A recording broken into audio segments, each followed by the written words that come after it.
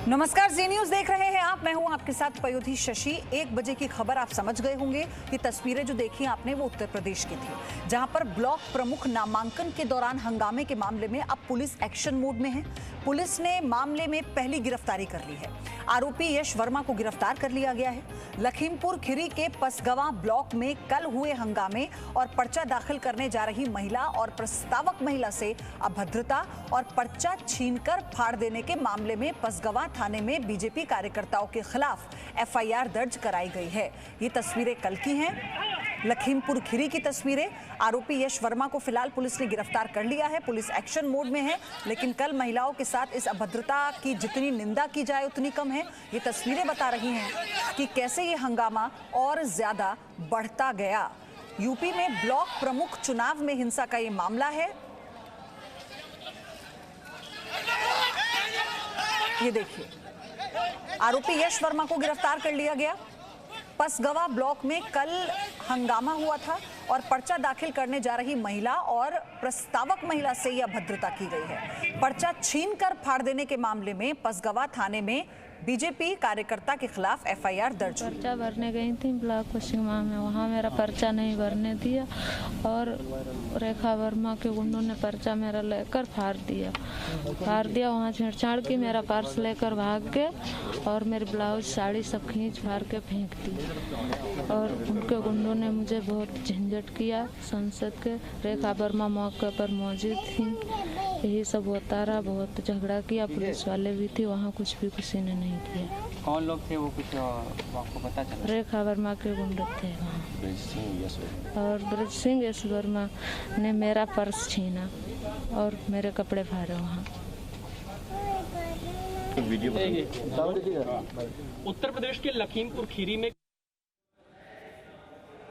लखीमपुर खीरी में महिला से ये बदसलूकी का मामला है। यश वर्मा की गिरफ्तारी हो चुकी है। महिला ने बताया किस तरह से अभद्रता की गई, पर्चा फाड़कर फेंक दिया गया और फिर उसके बाद अब एफआईआर हुई है। पसगवां ब्लॉक में महिला प्रस्तावक से पर्चे छीने गए थे। ये ब्लॉक प्रमुख चुनाव में हिंसा का मामला। इसी बीच अखिलेश यादव क्या कह रहे हैं आपको सुनाते हैं। उस हार का बदला लेने के लिए भारतीय जनता पार्टी ने अपने गुंडों को सड़कों पे छोड़ दिया और पूरा का पूरा चुनाव लूट लिया। जिला पंचायत में जो कुछ किया वो सबके सामने है। उससे भी एक कदम आगे निकल गए ब्लॉक प्रमुख के चुनाव में। जब जनता ने इन्हें हरा दिया तो जनता का बहुमत का मजाक उड़ाने के लिए, अपमानित करने के लिए लोकतंत्र में भारतीय जनता पार्टी ने अपने गुंडों को खुली छूट दी है। और मैं आपको कह सकता हूं, पूरी तरीके से प्रशासन के लोग इसमें जिम्मेदार हैं, वो शामिल थे। कई जगह से ब्लॉक प्रमुख से ये खबर आ रही है कि भारतीय जनता पार्टी के लोगों को अंदर बैठाया हुआ था। जब अपना पर्चा देने गए या पर्चा को भरने गए, उसी समय वहां से निकल करके आए और उन्होंने मारपीट की। इस सीमा तक भारतीय जनता पार्टी गई है। ऐसा लोकतंत्र में कभी नहीं हुआ होगा जो भारतीय जनता पार्टी की सरकार ने किया है। गुंडों को खुली छूट दी है। अखिलेश जी, साड़ी खींची गई है, ये मतलब ऐसा तो कभी कोई तस्वीर आज तक आई नहीं। वो बहन हमें ये मिलके गई हैं, दोनों प्रस्तावक और ब्लॉक प्रमुख की प्रत्याशी। उन्होंने जो घटना उनके साथ जो हुई है, इतना अपमानित कभी नहीं हुआ होगा। एक माँ के साथ, एक बेटी के साथ, एक बहन के साथ ऐसा हुआ हो व्यवहार। ये भारतीय जनता पार्टी जो अपने दुहाई देती थी कि इससे साफ सुथरी पार्टी कोई नहीं है, लोकतंत्र की पसदर बनने वाली। और फिर तब जब उत्तर प्रदेश के मुख्यमंत्री एक योगी हों, एक उत्तर प्रदेश के मुख्यमंत्री योगी हों, उन्होंने किसको खुली छूट दी थी? कहीं यही लगता है कि भारतीय जनता पार्टी ने पूरी तरीके से गुंडों को छूट दी थी, जो चाहो सो करो। इसी वजह से हमारी बहन को अपमानित होना पड़ा, उसकी साड़ी तक खींची। याद रखना, जिन अधिकारियों ने इस तरह का काम किया, उन अधिकारियों का भी हिसाब किताब किया जाएगा समय आने पर। वो महिला बोल सकने की स्थिति में नहीं है। हमने बात की, बड़ा ही शौक में दिख रही हैं। आपने उनसे बात की, समाजवादी पार्टी आगे क्या कर रही है? वो दुखी थी, ये स्वाभाविक है, दुखी तो थी, लेकिन जो उनके साथ घटना हुई वो पूरा बताया उन्होंने। अखिलेश जी, एक वीडियो सुरेश जी साजन का आप पीछे नहीं हम तो कर लिए हैं। क्या लगता है कि पूरे उत्तर प्रदेश के अधिकारी, जो जिम्मेदार अधिकारी थे, उन्होंने अपने मोबाइल बंद किए हुए थे। कोई भी नेटवर्क के अंदर नहीं था। क्योंकि वो जानते थे कि अगर कोई बात आएगी तो उनके ऊपर आएगी, इसलिए उन्होंने मोबाइल को आउट ऑफ कवरेज एरिया कर दिया था पहले ही। जिस सरकार के अधिकारियों ने अपने मोबाइल को आउट ऑफ कवरेज एरिया कर दिया हो तो उनसे क्या उम्मीद करोगे आप? क्या अधिकारियों ने नहीं हस्तक्षेप किया? क्या जिलाधिकारियों ने नहीं हस्तक्षेप किया? क्या पुलिस प्रशासन नहीं मिलकर के इतना अपमानित किए लोगों को? पूरा पुलिस ने अपमानित किया है।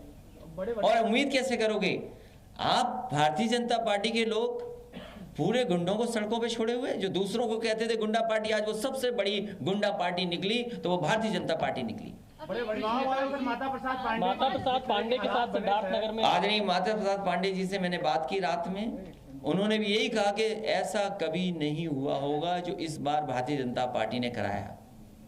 वो नामांकन नहीं कर सके, अपना पर्चा फाइल नहीं कर सके। सोचिए आप, उनको भी अपमानित होना पड़ा पर्चे के लिए। पॉलिटिकली कैसे जवाब देने की तैयारी कर रहे हैं आप लोग इन सारी? 2022 में चुनाव घोषित होते ही उत्तर प्रदेश की जनता इन्हें हटा देगी, उखाड़ फेंक देगी।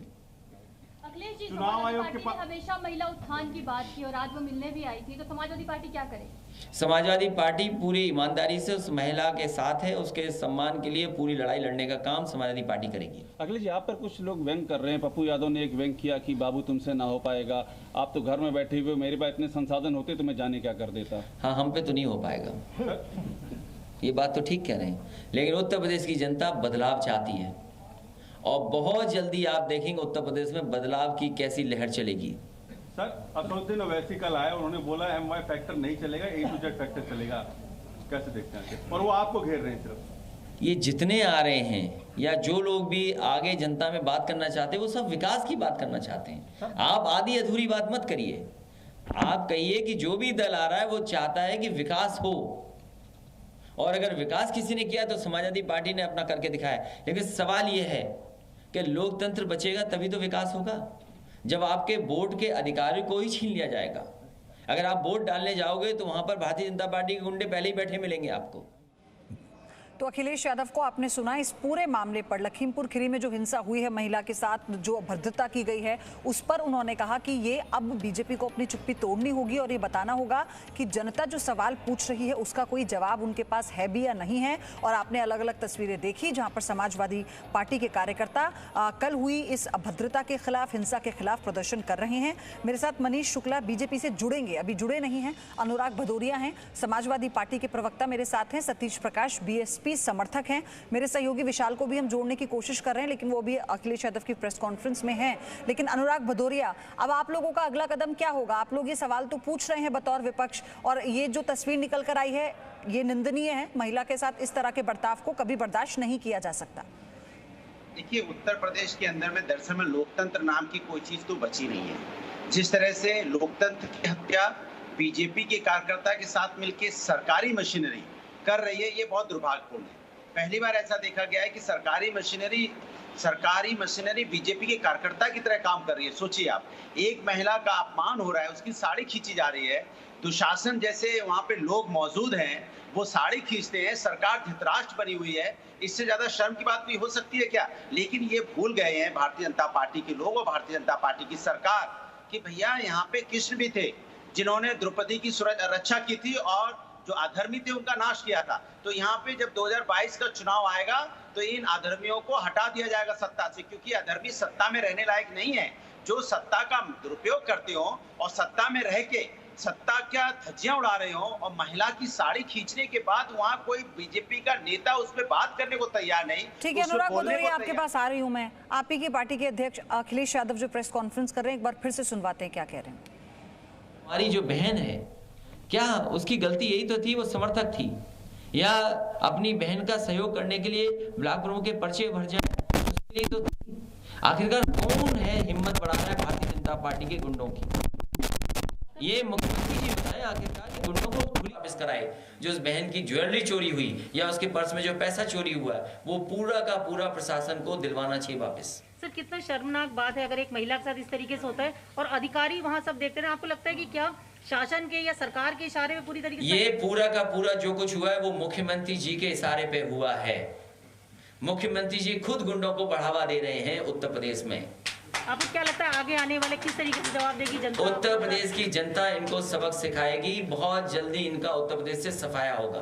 मायावती जी का कहना है कि आप समाजवादी पार्टी से दिखावे के लिए करें, क्योंकि 2022 का चुनाव पास। मैं उनसे कुछ नहीं कहना चाहता हूँ, आपसे बेहतर कोई नहीं जाना हुआ जमीन पे समाजवादी कार्यकर्ताओं पे कितना उत्पीड़न हुआ, कितने मुकदमे लगे, कितने झूठे केसों में फंसाया गया, किस तरीके से घर नापे गए, किसी का घर तोड़ दिया गया, किसी का मकान तोड़ दिया गया, पुलिस ने कितना गलत व्यवहार किया, इसकी कल्पना नहीं कर सकते। अगर कोई लड़ा है उत्तर प्रदेश में तो समाजवादी पार्टी और समाजवादी पार्टी के कार्यकर्ताओं नेता लड़े हैं। सर, आपको लगता है कि क्या बीजेपी चूंकि फेल है हर मोर्चे पे, इस वजह से कहीं ना कहीं अपनी खींच बचाने की भारतीय जनता पार्टी के मुख्यमंत्री फेल हैं, उनको पास काम बताने को नहीं है, केवल अपनी सत्ता की ताकत से गिनती बढ़ाना चाहते हैं कि ब्लॉक प्रमुख उनके ज्यादा हैं, जिला पंचायत अध्यक्ष उनके ज्यादा हैं। जब जनता ने हरा दिया, केवल अपना परसेप्शन बिल्डअप कर रहे हैं और मुख्यमंत्री जी अपनी कुर्सी बचा रहे हैं।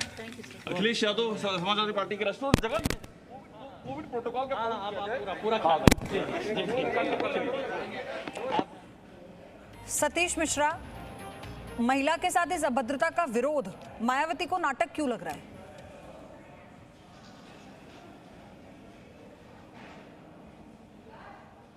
की चुनावी रामलीला के माध्यम से उत्तर प्रदेश की जनता के जो जनमानस के मुद्दे हैं, शिक्षा, स्वास्थ्य, सड़क, रोजगार, इन मुद्दों से ध्यान भटकाने के लिए कहीं ना कहीं बीजेपी अपनी कानून व्यवस्था, अपराध, इस तरह की एक चुनावी पिच बैठा रही है। और आपको ये बात मालूम होगी कि बीजेपी से पहले जो पूर्व की सरकार रही है, उस पे कानून व्यवस्था को लेकर के कहीं ना कहीं सवाल उठे हैं। तो बीजेपी ये चाहती है कि अगला चुनाव जो उत्तर प्रदेश में हो वो जनमानस के मुद्दों पे ना हो, ना तो वो आस्था के नाम पे हो या कानून व्यवस्था के नाम पे हो। मैं निश्चित रूप से ये कहूंगा कि तमाम विपक्षी दलों को ये बात ध्यान रखनी चाहिए कि बीजेपी के इस जाल में नहीं फंसना। उत्तर प्रदेश की जनमानस के जो मुद्दे हैं उन्हीं के ऊपर चुनाव होना चाहिए। आज बीजेपी सबसे बुरी हालत में है, उसके तमाम पिछड़े वर्ग के लीडर उससे सवाल पूछ रहे हैं, क्योंकि जिस तरीके से पिछड़ों वर्ग के लोगों के जो अधिकारों को हनन किया गया है, 70,000 नियुक्तियों में 5,000 नियुक्तियां पिछड़ों की खाली, 2011 के जनगणना के आंकड़े, ये सारे राजनीतिक दलों को उठाना चाहिए। ये सिर्फ पिछड़ों की समस्या नहीं है। मैं इस तस्वीर पर सवाल पूछ रही थी। मायावती ने कहा ना कि समाजवादी पार्टी का जो विरोध है वो दिखावा है। मैं आ रही हूँ आपके पास, मनीष शुक्ला बीजेपी से जुड़ चुके हैं मेरे साथ। मनीष शुक्ला, क्या जवाब देंगे इन आरोपों का? देखिए, चाहे लखीमपुर की घटना हो, चाहे उन्नाव में समाजवादी पार्टी के जो राष्ट्रीय प्रवक्ता हैं वो जिन शब्दों का प्रयोग कर रहे हैं, कोई भी घटना सब समाज स्वीकार नहीं कर सकता। मेरी आयोग से मांग है कि जो लोग इस तरह की घटना को अंजाम दे रहे हैं, पूरे प्रदेश में कल नामांकन के दौरान जिस तरीके से समाजवादी पार्टी के लोगों ने। इस वक्त हमारे साथ है अखिलेश जी। पंचायत में नामांकन को लेकर जो पूरा विवाद हुआ, उस पर आपका क्या कहना है? जिस तरीके से पंचायत चुनाव और ब्लॉक प्रमुख के चुनाव हुए हैं, पूरी तरीके से प्रशासन ने और भारतीय जनता पार्टी के इशारे पर हुआ है, और उसके लिए सबसे बड़ी जिम्मेदारी अगर किसी के, मुख्यमंत्री जी के इशारे पर पूरा का पूरा लाठीचार्ज और इस तरह की गुंडई उत्तर प्रदेश में हुई है। आपने आज उस महिला से भी मुलाकात की जिसकी साड़ी खींची जा रही थी। आखिरकार महिला के साथ ऐसा अपमान इस ब्लॉक प्रमुख के चुनाव में कैसे हो गया? दुख है इस बात का कि लोकतंत्र में जहां सब कह रहे हैं कि महिलाओं की भागीदारी बढ़े, उनका प्रतिनिधित्व बढ़े, और वहीं भारतीय जनता पार्टी के लोग जो चाल चरित्र और चेहरे की बात करते थे, आज किस तरीके से एक बहन को अपमानित कर रहे हैं। ये जो अपमान हुआ है उत्तर प्रदेश की जनता ने देखा है। समय आने पर उत्तर प्रदेश की सभी बहनें भारतीय जनता पार्टी के खिलाफ खड़ी होंगी, वो बहनें माताएं जवाब देंगी। अखिलेश जी, आपके पार्टी के जो वरिष्ठ नेता हैं और विधानसभा के पूर्व अध्यक्ष हैं माता प्रसाद पांडे, उनके हाथ से भी पर्चा खींचा गया, उनकी गाड़ी में तोड़फोड़ हुई। इस पर आपकी कुछ बात हुई अधिकारियों से या किन्हीं लोगों से? इसके पीछे कौन लोग हैं? आदरणीय माता प्रसाद पांडे जी के साथ जो व्यवहार हुआ है, बहुत ही खराब व्यवहार हुआ है। अगर उत्तर प्रदेश के कई बार रहे स्पीकर के साथ ऐसा व्यवहार हो सकता है, तो आम जनता के साथ क्या व्यवहार हो रहा होगा? कोई दोषी है उसके लिए तो वहाँ के प्रशासन, वहाँ का डीएम, वहाँ के एसपी जिम्मेदार हैं, जिनकी वजह से इस तरह की गुंडई आदरणीय माता प्रसाद पांडे जी के साथ हुई। समाजवादी पार्टी आगे क्या करेगी अब, क्योंकि बहुत सी जगहों पर लाठीचार्ज हुआ है, हिंसा हुई है? बहुत जल्दी रणनीति बना करके जनता के बीच में समाजवादी पार्टी जाएगी। मायावती आप पर हमलावर है, कह रहे हैं आपका विरोध दिखावा है।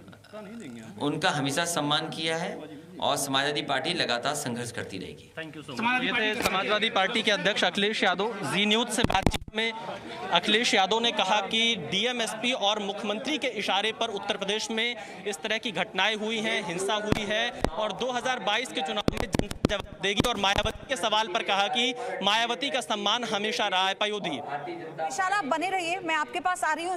इस पे मनीष शुक्ला से एक रिएक्शन मुझे चाहिए। मनीष शुक्ला, मुख्यमंत्री योगी आदित्यनाथ पर सीधा हमला बोला है अखिलेश यादव ने। उन्होंने कहा उनकी शह थी इसलिए ये हुआ। देखिए, अखिलेश यादव जी उत्तर प्रदेश जैसे बड़े राज्य के मुख्यमंत्री रहे हैं, कम से कम आरोप लगाते समय तथ्यों का ध्यान रखना चाहिए। चुनाव आयोग कराता है, सरकार नहीं कराती है। तो इसलिए हमको लगता है कि इनके समय में इनका अपना अनुभव रहा होगा किस तरह से इंटरफियरेंस करते रहे होंगे। अगर आपके पास वीडियो हो, नहीं तो मैं एक वीडियो में दिखा दूं कि इनके एमएलसी और राष्ट्रीय प्रवक्ता सुनील साजन यादव का आप वो वीडियो देख लेंगे तो आपको पता चल जाएगा कि ये उपद्रव समाजवादी पार्टी अखिलेश यादव उनके लोगों ने किया। शुरू से इसी तरह की प्रवृत्ति से इस पार्टी की रही है। और चूंकि जनता से नकारे गए लोग हैं, चाहे प्रत्यक्ष चुनाव हो चाहे प्रत्यक्ष चुनाव हो, तो जनता से नकारे गए लोग हैं। तो अब हार के तर्क खोज रहे हैं कि जब रिजल्ट आएगा पूरा और हार हो जाएगी तो हम क्या बताएंगे, इसलिए इस तरह की बातें कर रहे हैं। और रही बात लखीमपुर की घटना की, तो कोई सभ्य समाज ऐसे कामों की इजाजत नहीं देता और निश्चित रूप से जो लोग उसमें शामिल होंगे उनके ऊपर कार्रवाई होगी। लेकिन मेरा फिर कहना है कि ज्यादातर जगहों पे हिंसा समाजवादी पार्टी के गुंडों ने किया, उनके समर्थकों ने किया। अगर आप इजाजत दें तो मैं वो वीडियो दिखा दूं, वेल नोन फेस है समाजवादी पार्टी का, उनकी भाषा सुन लीजिए तो अखिलेश यादव और सबकी कलई खुल जाएगी। नहीं, इसमें कौन कितने पानी में है ये बताने से बेहतर है ना मनीष शुक्ला, अगर एक भी मामला ऐसा है जहां पर बीजेपी के कार्यकर्ताओं पर आरोप लग रहा है, सरकार आपकी है, कानून व्यवस्था आपके हाथ में है, तो सवाल तो आपसे पूछा जाएगा। नहीं, बिल्कुल पूछा जाएगा। कानून व्यवस्था जब चुनाव होता है तो आयोग के निर्देश पे वहां के जिलाधिकारी और कप्तान अपनी व्यवस्था करते हैं। मेरी भी मांग है जहां जहां इस तरह की घटना हुई है लोग पकड़े जाएं। मैं तो कह रहा हूं लखीमपुर की घटना को बिल्कुल जस्टिफाई नहीं कर रहा हूं, लेकिन एक वेल नोन चेहरा जो आपके चैनलों पर भी बैठता है। ऑडियो की दिक्कत है, फेम फ्रीज हो गया। लेकिन सवाल यहाँ पर ये भी, अनुराग भदौरिया आपसे लूंगी इसका जवाब, लेकिन मुझे विशाल के पास जाना है। सवाल ये भी है कि कार्यकर्ता समाजवादी पार्टी के हो या फिर बीजेपी के हो, अगर हिंसा भड़काएंगे तो वो किसी को बख्शा नहीं जाएगा। कानून व्यवस्था, नियम, कायदे कानून सबके लिए एक हैं। विशाल, मुझे ये बताइए कि यश वर्मा की जो गिरफ्तारी हुई है, इसे लेकर क्या डिटेल्स है, इस आरोपी के बारे में क्या और जानकारी है? देखिए पयोधी, लखीमपुर खीरी की इस घटना में अब तक एक गिरफ्तारी हुई है और एक जो नामजद आरोपी है उसको पकड़ने के लिए 4 टीमें उत्तर प्रदेश में पुलिस ने लगाई है। लेकिन समाजवादी पार्टी ने आरोप लगाया है और जो यहाँ पर वो महिलाएं दोनों अखिलेश यादव से मिलने आई थी, उन्होंने ये कहा कि वहाँ पर जो बीजेपी की सांसद हैं उनका नाम लेकर, उनके समर्थकों का नाम लेकर आरोप लगाया है कि उन लोगों ने उनके साथ बदतमीजी की और ये तस्वीरें अभी वायरल हुई हैं। हालांकि यूपी पुलिस ने इस पर कार्रवाई की है, FIR दर्ज की है, एक लोगों की गिरफ्तारी की है।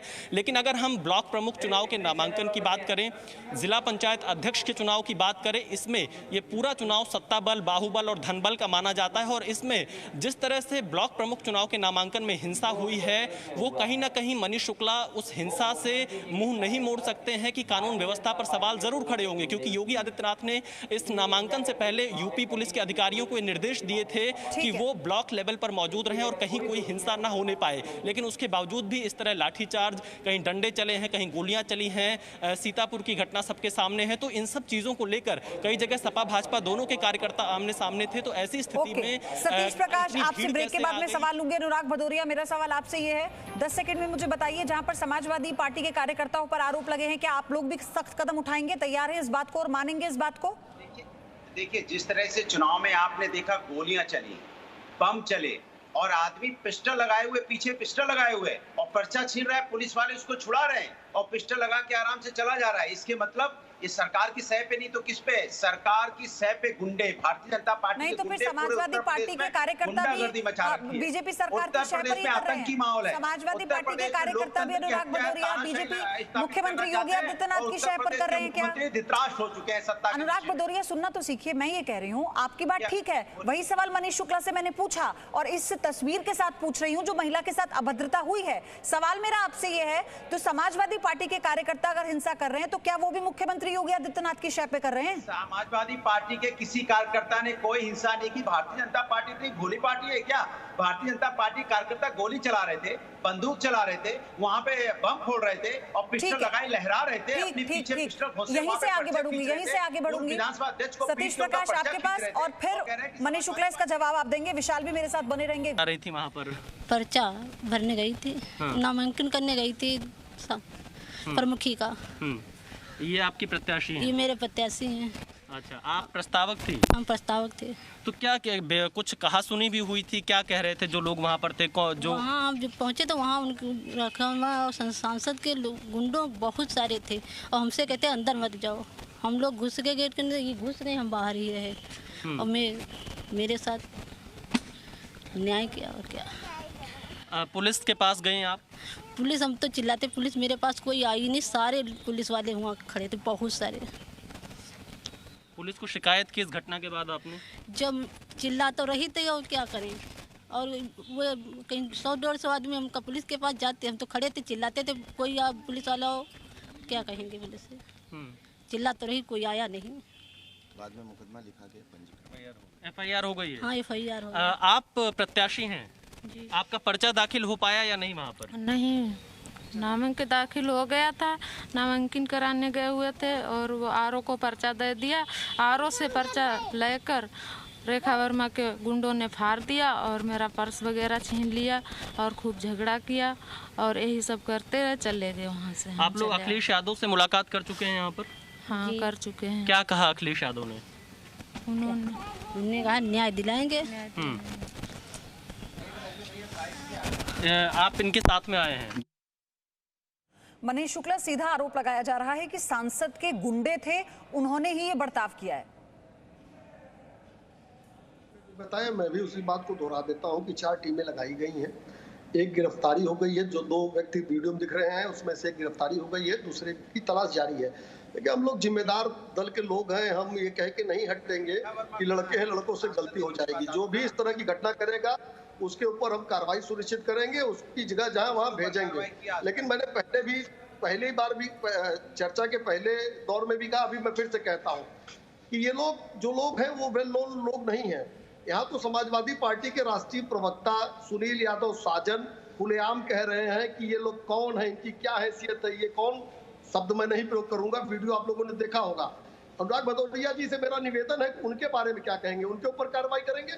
वो तो वेल नोन पर्सन है। ये जो दोनों व्यक्ति हैं उनको कौन पहचानता है, वो किसके लोग हैं? इसके बावजूद हमने नहीं, लेकिन आरोप तो ये भी है, आरोप तो ये भी है कि पुलिस मूक दर्शक बनी रही। भाई, अगर नामांकन दाखिल करने जा रहे हैं तो व्यवस्था तो होती ही है, पुलिस तो होना लाजमी है वहां पर। अधिकारियों के फोन नहीं उठ रहे थे, इस तरह का आरोप भी लगाए। देखिए, सारे आरोपों की जांच होगी, लेकिन मैं एक बात को बहुत जिम्मेदारी पूर्वक कहना चाहता हूं कि 75 जिलों में इस तरह के नामांकन की प्रक्रिया चल रही थी। ये 2-4 जगहों से इस तरह की घटनाएं कहीं मारपीट की आई है और ये घटना लखीमपुर की है। सभ्य समाज और भारतीय जनता पार्टी कभी भी ऐसी घटना को मान्यता नहीं देता है।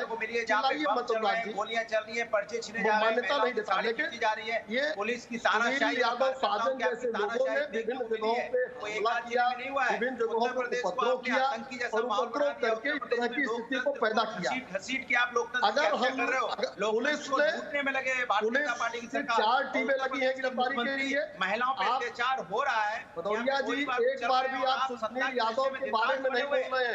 आप बताइए, सुनील यादव साजन ने किन शब्दों का प्रयोग किया?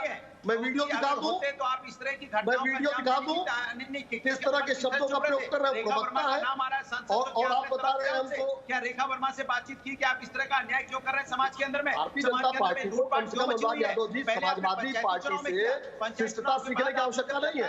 पुलिस अपना काम कर रही है, जो दोषी है वो गिरफ्तार होगा। लेकिन एक बार भी चैनल पे बैठ के आप सुनील यादव की निंदा तक करने को तैयार नहीं है। पंचायती चुनाव सत्ता के इस तरह से डिबेट कर रहे हैं। एक बार भी मैंने वीडियो दिखा दिया का भी चुनाव हम सरकार समाजवादी अखिलेश यादव ठीक। अनुराग भदौरिया, आपकी बात पूरी हो गई। मनीष शुक्ला, आपकी बात पूरी हो गई। विशाल के पास में जाऊं। सतीश जी, क्या मायावती बतौर महिला इस विरोध का समर्थन करेंगी या फिर ये कहेंगे कि महिला के साथ जिस तरह का बर्ताव हुआ है उसे बर्दाश्त नहीं किया जाएगा? नहीं, देखिए उत्तर प्रदेश के जो हालात, ये निश्चित रूप से निंदनीय है, लेकिन इतिहास गवाह है कि जब जब अपराधियों को राजनीतिक संरक्षण मिला है तब तब ऐसा ही अराजकता का माहौल पनपा है। देखिए, जब सरकारें राजनीतिक लाभ के लिए अपराध खत्म करने की बात करें तो कभी अपराध खत्म नहीं होता और अपराध हमेशा ऊपर से खत्म होता है। आप 2007 से लेकर के 2012 की बहुजन समाज पार्टी की सरकार देखेंगे, यही उत्तर प्रदेश की पुलिस की, और यही अपराधी थे, अपराधियों का किस तरीके से अर्ज किया। और हमने हमारे अपने विधायक और अगर अपने एमपी के ऊपर सिर्फ आरोप लगा, हमने आरोप के जांच के लिए कोई जांच कमेटी नहीं बनाई, हमने तुरंत जैसे ही आरोप लगाया तैसे ही उन लोगों को गिरफ्तार कराया बहन जी ने अपने घर से। हमारा मानना यह है कि अपराधी चाहे वो किसी भी वर्ग का हो या किसी भी जाति का हो या किसी भी पार्टी का हो, उसका व्यवहार कहीं ना कहीं आपराधिक ही रहता है और उसके साथ अपराधियों जैसा ही व्यवहार होना चाहिए। सिर्फ राजनीतिक लाभ के लिए आप अपराधियों को बचाना शुरू करें तो ऐसी स्थिति में यही हालात पैदा होंगे। और देखिए, योगी जी ने इससे पूर्व की सरकार के ऊपर इस तरह के आरोप लगाए थे। आज बीजेपी अपराधियों का सुरक्षित ठिकाना है और अपराधियों की कोई पार्टी नहीं होती, वो हमेशा अपना लाभ कमाने के लिए ऐसे ही सत्ता को हमेशा। सतीश जी, आप तो ऐसे कह रहे हैं जैसे हिंसा को लेकर आप लोगों के समय में जीरो टॉलरेंस पॉलिसी थी या किसी भी तरह की कोई हिंसा या कोई अपराध नहीं हुआ, लेकिन बतौर विपक्ष आपका वाजिब है सवाल उठाना, लेकिन मनीष शुक्ला आप लोग मौका नहीं दे रहे हैं। विपक्ष को तो मौका मिल गया बैठे बिठाए। अनुराग भदौरिया कह रहे हैं एक भी जगह समाजवादी पार्टी के कार्यकर्ता किसी भी प्रकार की हिंसा में इन्वॉल्व नहीं थे, लेकिन अब आपको क्या मुख्यमंत्री को सुनिश्चित नहीं करना चाहिए कि जो ऑपरेशन क्लीन, एक मिनट अनुराग भदौरिया, जब आऊंगी तब बोलिएगा, चर्चा चल रही है ना, आराम से करते हैं, ठीक है। क्या मुख्यमंत्री को ये नहीं होना चाहिए कि वो अधिकारी जिनको लेकर कहा जा रहा है फोन नहीं उठाया गया, वो पुलिस वाले जो मूक दर्शक बने रहे, अब सख्त एक्शन की जरूरत है उन पर भी? देखिए, अभी ये तो चैनल पे भी मर्यादा नहीं रख रहे हैं जिस तरह की बात कर रहे हैं। देखिए, वहां की घटना को कोई सभ्य समाज और भारतीय जनता पार्टी जैसा दल तो कभी मान्यता नहीं देता। एक की गिरफ्तारी भी हो गई है और उसकी भी गिरफ्तारी निश्चित की जाएगी। जब हमने मुख्तार औतीक को नहीं छोड़ा, जिसके ऊपर अखिलेश यादव का हाथ था, तो ये दोनों लोग नहीं बचेंगे। और हम ये भी कह के नहीं बचना चाहते कि लड़के हैं, लड़कों से गलती हो गई, उनकी गिरफ्तारी होगी, उनकी जगह जहां वहां भेजे जाएंगे। लेकिन सुनील यादव साजन प्रवक्ता है, उनकी भाषा है, ये सब कब से गुंडे हो गए, मैं शब्द पूरा नहीं करूंगा। अनुराग भदौरिया में इतना नैतिक साहस है कि कहें कि सुनील यादव साजन ने गलत किया, इस तरह के शब्द नहीं प्रयोग करने चाहिए, नहीं बोल पाएंगे। ये इनके मुंह बताइए अनुराग भदौरिया। देखिए, सुनिए, उनके पास कुछ नहीं है। मैं आपको बता दूं, उत्तर प्रदेश में सबने देखा है कि पूरा तांडव हुआ है।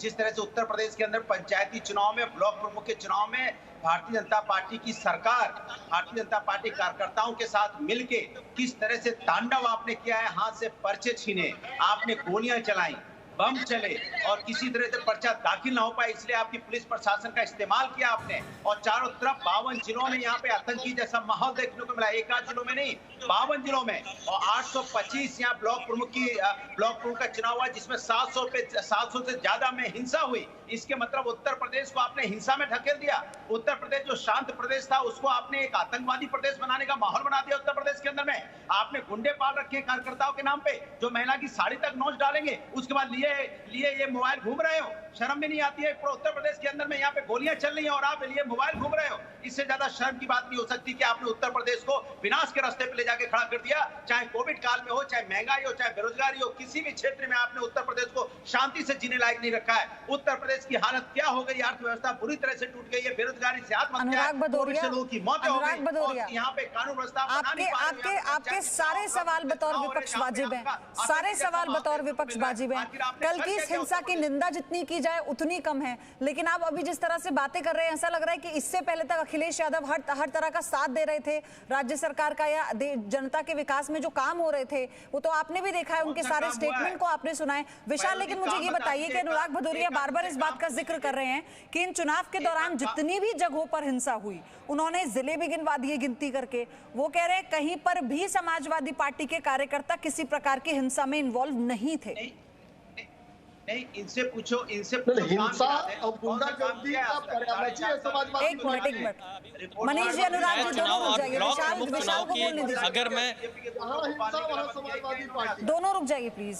मैं आपको अगर ब्लॉक प्रमुख चुनाव के नामांकन की जानकारी दूं पयोधी, तो कल दोपहर 3 बजे तक नामांकन होना था और आमतौर पर यह चुनाव सत्ता बल का माना जाता है, जिसकी सत्ता उसका चुनाव। जब समाजवादी पार्टी की सरकार थी तब उनके सबसे ज्यादा ब्लॉक प्रमुख और जिला पंचायत अध्यक्ष जीत कर आते थे और आज बीजेपी की सरकार है तो इनके सबसे ज्यादा जिला पंचायत अध्यक्ष चुनाव जीत कर आए हैं और ब्लॉक प्रमुख में भी अभी तक जो जानकारी मिल रही है 200 से ज्यादा निर्विरोध सीटें जीत चुके हैं। हाँ, ये जरूर है निर्वाचन आयोग इसमें फेल हुआ है कि कई ब्लॉकों में पर्चा दाखिल नहीं हो पाया और उसी को लेकर ये पूरी हिंसा अलग अलग जगह पर हुई है। कई जिलों से जो हमारे पास जानकारी आई वहां पर विपक्ष के जो उम्मीदवार थे उनको रोका गया पर्चा दाखिल करने से। वो कौन लोग थे रोकने वाले, ये तय करने की जिम्मेदारी प्रशासन की है, पुलिस की है और इस मामले में पुलिस प्रशासन भी फेल रहा कि आखिरकार निष्पक्ष तरीके से लोग अपना पर्चा क्यों नहीं दाखिल कर पाए। जब लोग अपना पर्चा दाखिल नहीं कर पाए तो भाजपा के कार्यकर्ता और सपा के कार्यकर्ता कई जिलों में आमने सामने आए। संभल से तस्वीर सामने आई, अयोध्या से तस्वीर सामने आई,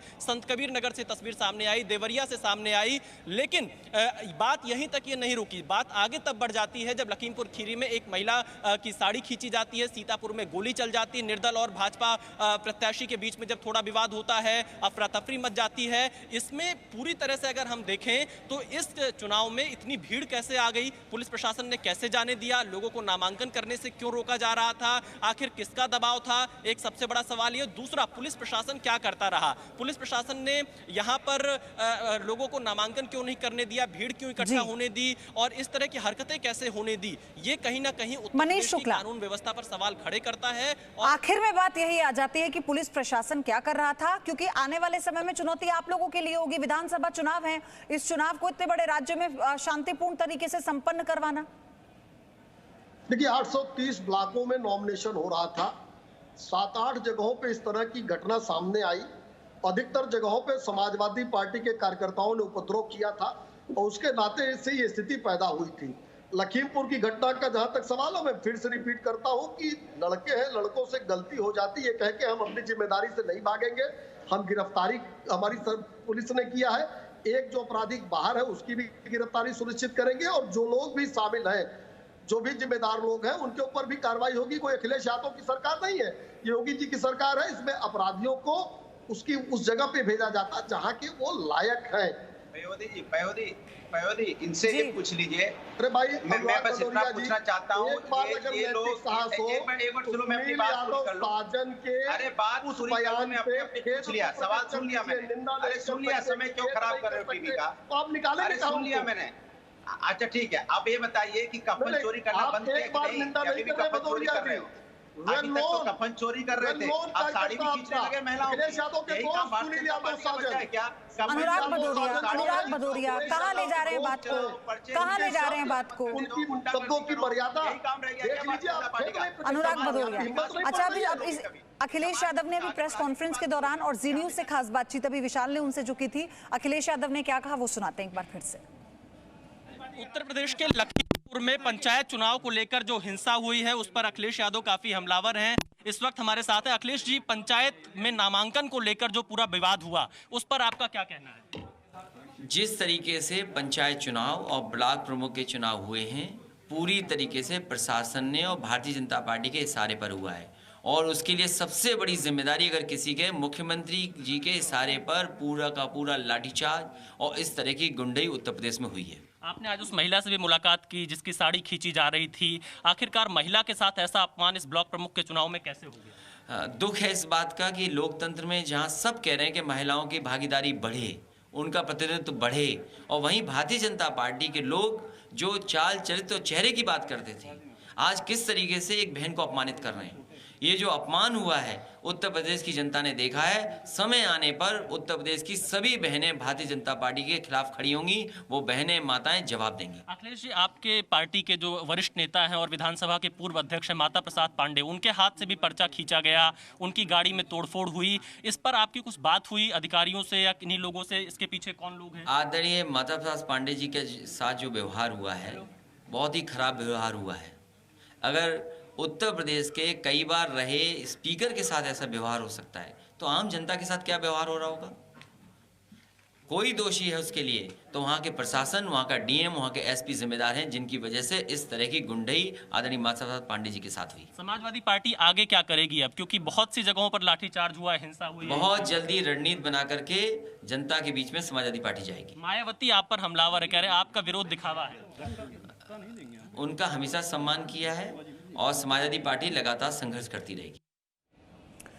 तो अखिलेश यादव ने साफ कर दिया है कि समाजवादी पार्टी इस घटना का विरोध करती है और सरकार के खिलाफ हम अब जनता के बीच में जाएंगे और सरकार से सवाल पूछते रहेंगे कि आखिर इस तरह की गुंडागर्दी कब तक चलेगी। लेकिन ऐसे में कई और सवाल जहन में आते हैं कि कैसे दोनों पार्टी के कार्यकर्ता जब आमने सामने आ गए तो क्या दोनों पार्टी के बीजेपी और समाजवादी पार्टी के कार्यकर्ताओं को अपनी अपनी जिम्मेदारी नहीं समझनी चाहिए? Presenting V News app available on Google Play and App Store. Download it now.